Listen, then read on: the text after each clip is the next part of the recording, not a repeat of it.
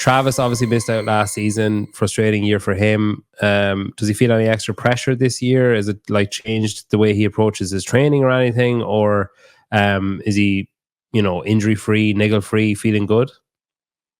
I think Travis is feeling good. He's been training really hard in the gym recently. I don't know if he feels any more pressure. I would assume there has to be to some degree, but he's been in the sport so long. I think he understands what he needs and doesn't need in his training sessions. So, like, some of his sessions, especially recently, have been really, really challenging, but I think just having other things in between those days are a little bit harder to recover from, and understanding that, he's, I think, 33 now. He's got 4 kids. He can't train like he used to 10 years ago. So I would say wisdom is on his side. But when Travis is ready to go, like, he can get after it. And I'm excited to see what he does this year. I think quarterfinals, everybody needs to be a little bit careful. Like, I don't think you can take anything for granted because the field is so competitive this year. But he's looked good to me. He's tried to rope me into a few horrible workouts. I've done a few with him and hard pass on the others. But yeah, I think he's feeling good. I just noticed your the sweatshirt that you're wearing. That's cool. Freya, maybe less time spent or less time served in the sport, a newer recruit for you and Think Tank as well. How's that going? Is she feeling confident? Is she looking like she's ready to get back to the top? Yeah, 100%. I feel like training's been going really well. When we first started, she had a few injuries that we had to kind of rehab and be careful about, even leading into Wodapalooza. But that was kind of our opportunity to see how coaching in person at a competition would go. But honestly, I think everything's gone very, very well. I think there's been a lot of incremental, steady progress, not necessarily huge jumps in fitness, but I think that's to be expected, even an athlete that's still fairly young in the sport. But making it to the games level, you have to assume they've kind of created this capacity of workload and experience in order just to get there. And so I'm just building off of what she already had. But it's been a pretty smooth transition, and I definitely think she's very fit, ready to go. I think online competitions play to her favor, and this same thing with Travis and everyone else. I think this the quarterfinals needs to be taken seriously, given we're not really sure what the format's going to look like this year, but hopefully it'll just be another opportunity to have some indications of where she's at, what she needs to work on leading into semis.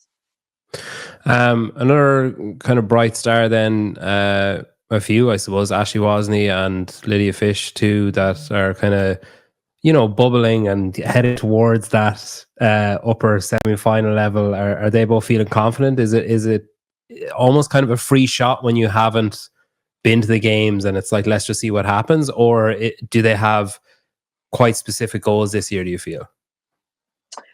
I think it's a little bit of both. I think last year was a confidence booster, but also a good opportunity to really see what needs to be refined and worked on in the off season. As far as Ashley, we've worked on a lot of her weaknesses in the off season that have gotten significantly better. And same thing with Lydia. They're almost opposite athletes. They have definitely some strengths that overlap in the gymnastics department, but they've actually been training more in these last few weeks, doing the same workouts, and some of their scores are a second off, but the way that they attack the workout could not be more different. So it's just a prime example of you can have athletes on different ends of the spectrum as far as capacity and strength, and you kind of shore up those weaknesses and they can perform very well, but they go about it different ways. But I don't really think any of them have anything to lose. I think the goal and the focus is obviously getting through to semifinals, and that's really the only thing in the immediate term that you're focusing on. Obviously, Ashley was on the bubble of the games last year, so given the short amount of time between quarters and semis, you have to be training some things that you anticipate coming up at semis, but we've been doing that the whole year. So it's not like we just need to, all of a sudden we need to work on a few different things that we think will come up. I think if you plan that out ahead of time and you integrate volume of those things throughout the whole season, it's not as much of a push to get ready for semis. But I'm excited to see what they can do. They're just really good girls, really fit, fun to work with. They do all the work. They have fun with it. And then, when it's time to buckle down, they just go. So, yeah, I'm excited. Jake, obviously a bit of a man in the moment with his burpee race against Colton last week. He mentioned a knee issue, his meniscus. Is there a kind of a decision made there on what he's doing, or is he waiting to see what the workouts are?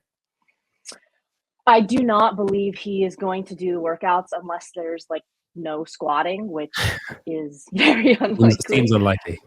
Yeah, but he's still been training with everyone. He's actually been very beneficial, I think, to the athletes that are about to go into competition, because he's been jumping in on their workouts, like giving them a push or doing something before them or after them to give them other metrics of how you could go about executing. And that is honestly extremely valuable. I think even if he doesn't end up doing quarters, like even if he did some of the workouts before the others and they could see him do it and he could provide insight, that's a very valuable athlete to have in the gym. And he's just a really good dude. I mean, he is very supportive of everyone else. I feel very humble, in my opinion, and very fit. So he's just a good person to have around. But yeah, I think the plan is still forego the season, rehab his knee, and just get ready for either some off-season stuff or next year. So he'd basically be a kind of a guinea pig or maybe a canary down the mine for some of the athletes to keep an eye on. You've also got Alexis a little bit further away than, Annika a little bit further away in Miami. She had a great off season, like hit some really good competitions in the off season. Seems really like on the right trajectory. Everybody happy with how she's progressing and feeling good about the season? Yeah, I mean, as far as I know, I think things are going really well. She had a great open this year. I mean, just thinking back from having her at our most recent camp and last year's quarters, play well to her strength. She's very good at CrossFit. She executes very well. I think first time, I mean, obviously everybody has little things they can clean up, but I think she's still planning on being here on site. So unless something's changed there, but to my knowledge, she's feeling good. And I think quarters is just, for some, like similar to Alexis's situation, it's just another opportunity to see where you are, and see where you kind of stack up in the region, especially for those that are like pushing for the games. Speaking of Alexis, then she came out at the end of last season explaining some health issues she's been having over the last number of years. Is that all just fine now at the minute? Is she kind of making hay and everything's okay and just keep going as hard as she can, as long as she can, until hopefully something never resurfaces? Is that the plan? Yeah, I think she's feeling really good. I asked her yesterday when I knew I was jumping on, I'm like, anything of note? And she's like, no, I feel good. I'm ready to go. I mean, she's looking very, very fit. She's fired up. I think the mental side of being excited about a competition is extremely important. I mean, the more experience you have, the more confidence you have in yourself and your fitness, that obviously helps. But going into a competition, like excited to compete versus a ball of nerves, afraid what's going to happen, not sure about the logistics, all that stuff can really wear on people. So I think, a happy athlete's a dangerous athlete. I think that is Alexis right now. Last week I saw Bethany was saying that she wasn't able to train for a couple of days and she had some kind of flare up. With her, I guess it's a different kind of scenario where there's more management required, more kind of baby steps at times. Any kind of worries about next week? Will she be ready, do you think? Yeah, Bethany's been very open about what's been going on, I think, on her social media. And I also asked her. But yeah, she had a pretty bad illness around the second week of the Open, and she was sick, and then her back just stiffened up pretty bad, and she was in a lot of pain, and it's been a rough almost like month. She started to kind of move around recently and get back into training, and I think things are improving daily, but yeah, it's slow. It's extremely slow. We don't really know what's going to happen. I mean, she's going to give it her best shot based on what she is capable of doing, and I think she's just putting a lot of trust, honestly, in whatever happens is what's meant to be. It, it might be detrimental to her season. I think that's definitely a reality. I think she's already accepted that. Doesn't necessarily mean it's the end of her career by any means, but we've been in similar situations before, and crazy things have happened. So she's never a person that I would count out. She has a very strong mentality, and yeah, it has not been a great lead up to quarterfinals at all. I'll be perfectly honest, but we are where we are, and it's just kind of one step at a time. So are you looking for specific things not to show up, or is it basically how she wakes up on whatever morning, Thursday morning, and like if she's fit enough, healthy enough, and able enough to do whatever workout comes up, or are you like, oh, hopefully such and such a movement doesn't come up? Like what's the variable that you're looking at? It's probably a combination of both of those things. Additionally, like potential order of doing workouts and how one thing impacts another. I think it would be ideal if there weren't, a bunch of heavy deadlifts or really, really heavy squat cleans, those types of things that require a lot of bracing and force. But at the end of the day, like, we know that those things could come up. It's the same thing as other competitions where we haven't really been able to practice certain things and she has to go out there and do it. I think there's some wiggle room a little bit in it being 40 spots in the West, but I also don't think there's certainly not as much as last year. I mean, she barely qualified last year, and it could be a similar scenario this time. So it's both. But she's fully aware that she's not in control of those things. So it's going to be the same approach as we take, the scenarios that we have already encountered this last season. Oh no, I think I'm frozen again, or you're frozen. Oh, I think we're okay now, are we? Okay, I got you. Or no? I can hear you. Okay, yeah, perfect. Chloe Wilson then, she put up a post the other week saying that she's finished, so her season is over, like kind of pausing her career and focusing on her, regular human layperson career, I guess. That's the decision final now for the season? So she's departed Georgia. Is that accurate? Yeah, yep. She's still living in Nashville and Tennessee, and she just, I think, is taking a break from competitive CrossFit for now to kind of get her ducks in a row. I don't want to speak for her, but I think the transition, moving and not working anymore, it left a bit of a void in her life. I don't think she realized she would miss that aspect that kind of, I would assume, kept her a little bit more balanced. But I'm sure there were a lot of factors. But yeah, she actually, I think, just got a job recently, and she's super pumped about it. It's something she's really excited about, just getting back into work, getting back into firefighting. But she's still training. I think she's training with that crew over there with Brooke and Will Morad, and I think just enjoying training more, with less attachment and pressure to make the games this year. Sam Stewart then, over this way, I saw him recently put up on Instagram, he seems very determined, very driven to get back, and that seems to be his sole focus, to get back to the big show, back to the games. Is he performing as expected, numbers where you'd expect him to be, body feeling good and ready to go? Yeah, I shot Sam a message as well, and he was like, nothing really of note. I think he's just ready to go. I think quarterfinals is just kind of a box he needs to check. But I mean, knowing Sam, I've known Sam now for a few years because he's made multiple trips here and visited. He's actually stayed in my house for a bit of time. And And I think every year it just seems like he has a bit more focus. Last year, obviously going team, it changed a bit, but I think Sam's a really fun guy and he's a goofy dude, but he also is, like you said, very determined. And I think every year he's trying to refine himself a little bit more as an athlete. I think he knows the challenge of getting to the games through Europe is going to be extremely hard for him. But I think he's all in and he's just ready to get started. Start Danny Spiegel. She had a frustrating season by her own high standards last year. Has that changed anything for her? Like, does she seem more up for it? Does she seem more nervous? Is she anyway different this year?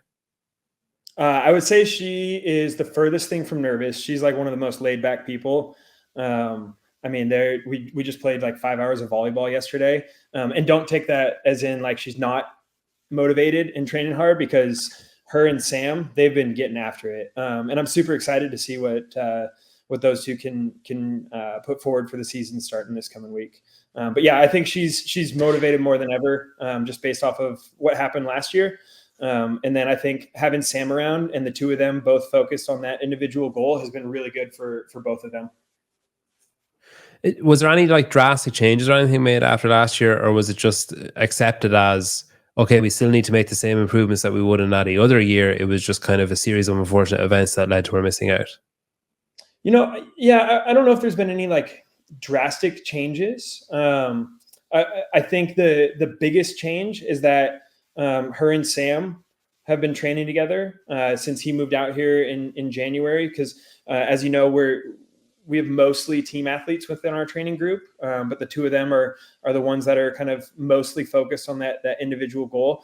And I think having Sam around to kind of put her in those situations that she may not want to do if she was just training by herself has expanded her training and kind of given it a little twist to doing the things that she wasn't doing before, that are going to hopefully set her apart this year.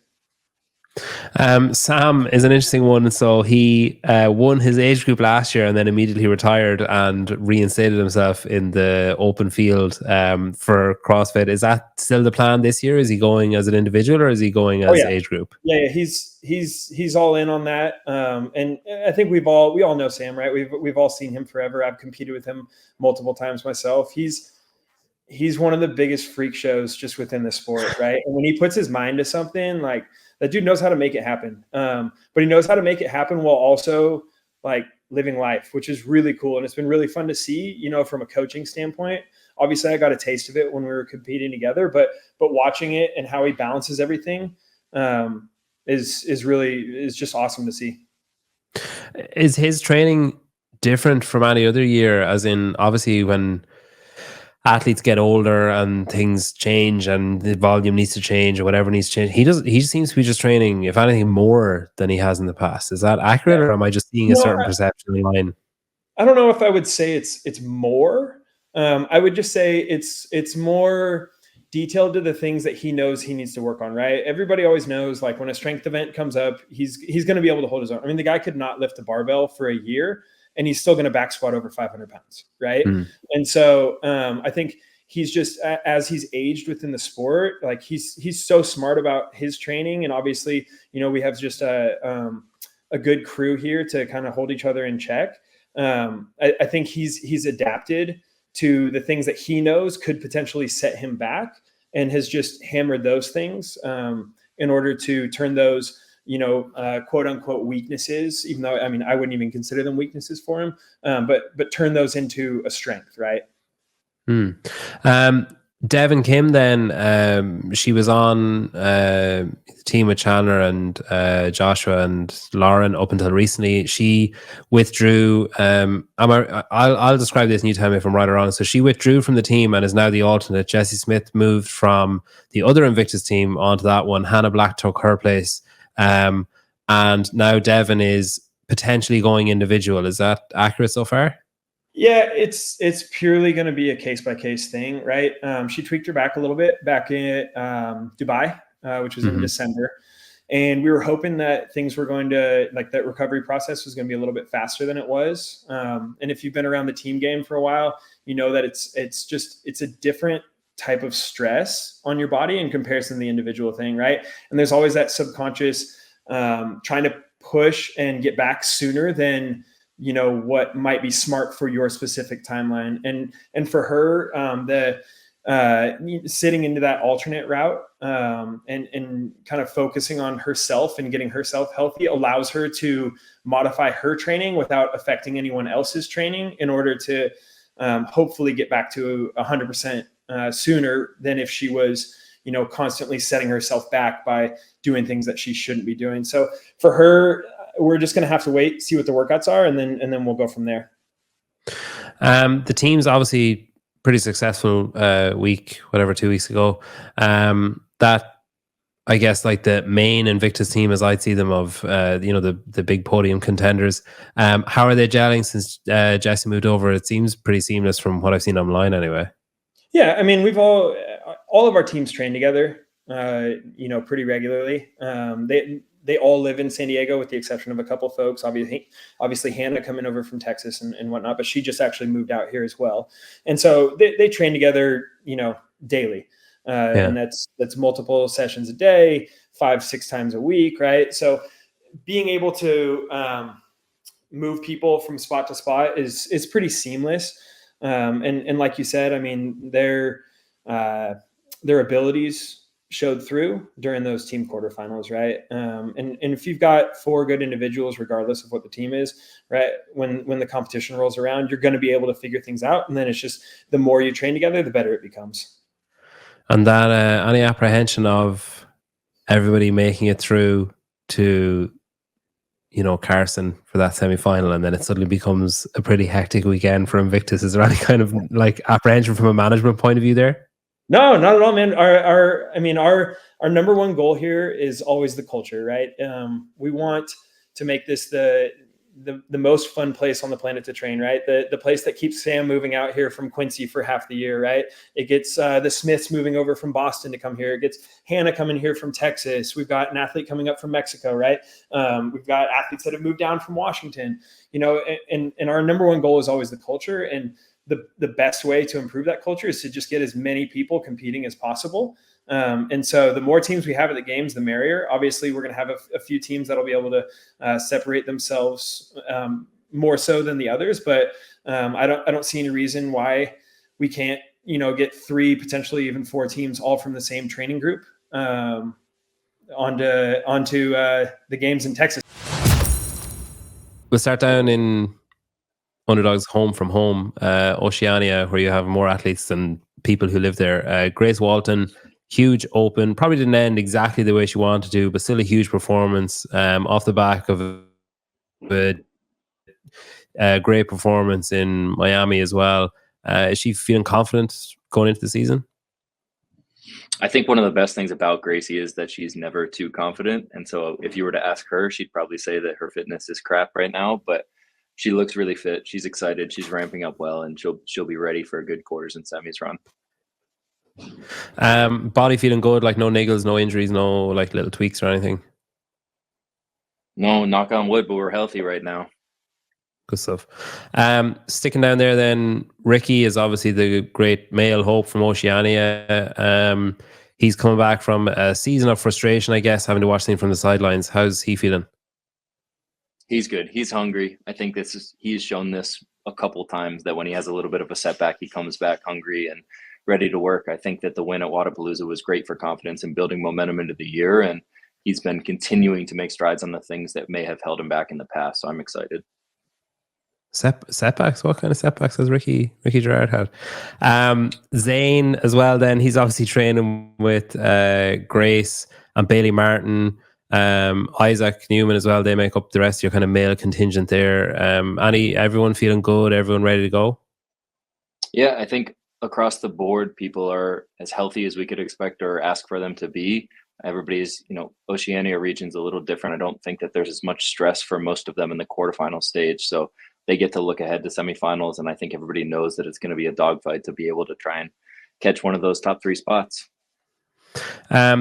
Caitlin Van Ziel, she had hernia a few months ago, and she had it repaired and is back, rehabbed, and all that kind of stuff. Is she firing on all cylinders, or is she still kind of managing a little bit for later in the season? No, I think that she's been able to ramp up really well. She had a good open performance, and despite having some stuff going on at home with being sick and dealing with the kids, but as far as I can see, she's been healthy. She's able to train everything, and there shouldn't be anything that holds her back. Good stuff. In Europe, then, Sarah Sigmundsdottir, on the female side, obviously it's, saying this to all the coaches, that Europe is just going to be a tough ask for anyone. Like a one or two little mistakes and you're costing yourself your ticket. Basically, there's a lot of pressure on in that field. How's she feeling? Is she confident, or is she anyway apprehensive about it? I think Sarah's been doing this so long that she has a degree of experience and confidence in herself and what she's capable of, that she's always going to be a contender. For her, it's never a question of fitness. It's just going to be how healthy and ready she is on that weekend. And I think that she's going to have a really good chance at making it back to the games. On the male side then, Big Braun, is he feeling good and, ready to impress everyone with some kind of ridiculous lift somewhere? He's big as hell, strong, and getting fitter by the day. With him, is it just about closing the gap between the modalities, basically, like catching up on where he is on his strength with other stuff? I think so, yeah. I think it's trying to gain as many points back on some of the long enduring events as he can, and then knowing that he's going to have one or two home runs, and that he's much better in the middle than people give him credit for. His gymnastics are really strong. He's a good, experienced CrossFitter. So as long as we can continue to make progress on the enduring side, he'll be good to go. Luka Jukic, then, a new recruit for you guys. He's obviously previously has kind of moved around a couple of different coaches, and he had someone local to him quite recently, and now he's with Underdogs as well. What's the process with him? Have you gotten to know him? Have you gotten to know, like, has it been obvious the things that he needs to close up, in your opinion? He's always kind of there or thereabouts, and he's quite, I describe him as a journeyman in the off season of doing like lots of different competitions. Have you had to hold him back a bit from that? No, I think so. Luka's been doing Underdogs programming since before the start of the year. And so he followed our template for a while, mixed it in with some of the things he was doing previously, felt really comfortable with it, started to develop a relationship with myself and Justin. And then we recently started individualized programming. So I already had a good idea of the things that he was really good at. We had a conversation about some of the things he wanted to make progress on. And then on top of that, part of it was having a good understanding of how he likes to conduct his season in his career. And so unlike other athletes that put all their eggs in one basket, while the games is still really important to him, making money in the off season and traveling and doing these competitions is almost equally as important. And so it's listening to him and understanding that his season might not look like other people's seasons, but we can still develop a good plan for that. Over your way then, close to home, like actually in your home, in fact, Kyra Milligan and Alex Kazan then are probably the ones training day in, day out with you guys. How are things going there? Kyra looks like fitter and stronger than I think I've ever seen her, and Alex Kazan just keeps getting more and more ripped and ridiculously strong. Yeah, I would say we couldn't have asked for a much better offseason for both of them. I think that they're on sort of different parts of their trajectory right now, where Alex has had a chance to look back and say, okay, what was the difference between being fifth at the games and what's going to put her on the podium? And it's incredible the rate at which she can get better at things and how good she is at some of the things that I've never been able to see female athletes do. And for Kyra, I just think that we're now starting to see the benefits of the last 18 months of a bunch of foundational work that we put in, where, she had some huge holes early on as an athlete while she still had some great strengths. It took us a long time to fill those gaps. And now I think it started to elevate her across the board. So she's looking to have a really exciting season as well.